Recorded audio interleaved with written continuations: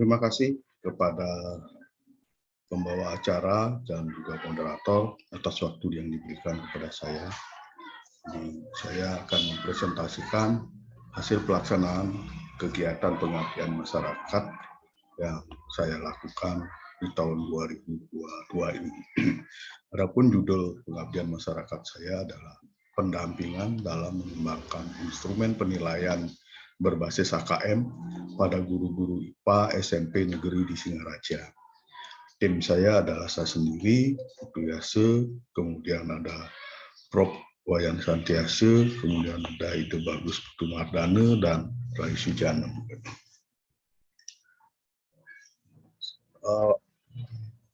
Tuntutan dari pendidikan abad 21 yang dikenal dengan era teknologi 4C, jadi ada 4 keterampilan atau skill yang harus dikembangkan, yaitu di antara critical thinking, communication skill, kalau ada kolaborasi dan kreatif. Ini pada perubahan atau reformasi sistem ujian nasional yang semula dalam bentuk ujian nasional, sekarang mulai tahun 2001 dikembangkan dalam bentuk asesmen kompetensi atau asesmen nasional. Nanti yang kita paling kenal adalah AKM, Assessment Kompetensi Minimal.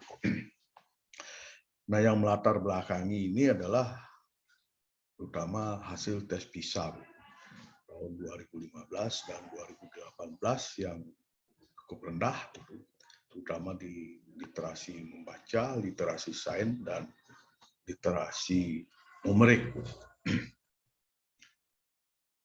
Nah, asesmen nasional ini dibandingkan dengan UN itu asesmen nasional merupakan pemetaan mutu pendidikan pada seluruh sekolah, itu madrasah dan program kesetaraan jenjang dasar maupun jenjang menengah. Nah, dalam asesmen nasional ini mutu yang diukur itu menggunakan 3 instrumen. Ada instrumen kompetensi, asesmen kompetensi minimum yang dikenal dengan istilah AKM, kemudian ada survei karakter, ada survei lingkungan.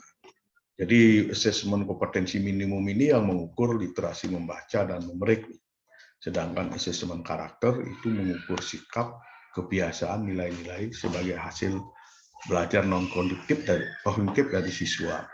Lalu survei lingkungan itu lingkungan belajar yang mengukur kualitas pembelajaran dan iklim sekolah. Nah, dari hasil analisis situasi, kita tahu bahwa kota Singaraja itu berada di tengah-tengah Kabupaten Buleleng. Yang berikutnya adalah AKM ini merupakan suatu instrumen baru di dalam penilaian sistem pendidikan dulu.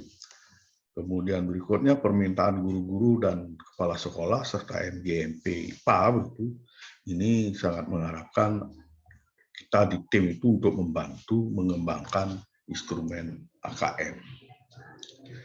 Nah, tujuan dari kegiatan P2M ini adalah menghasilkan artikel yang akan disajikan dalam seminar nasional kegiatan pengabdian pada masyarakat seperti ini.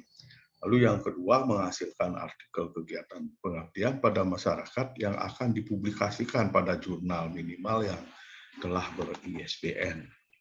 3, menghasilkan produk berupa video, kemudian kegiatan pelaksanaan pengabdian pada masyarakat yang merupakan pelatihan, itu nanti saya akan tunjukkan dokumen dalam bentuk foto dan videonya.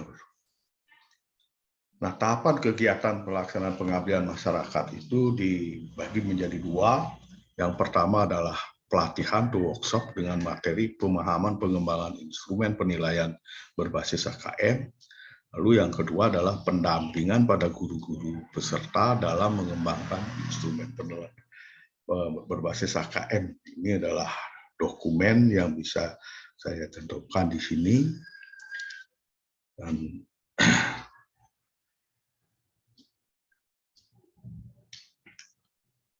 nah, ini adalah video kegiatan yang kami lakukan.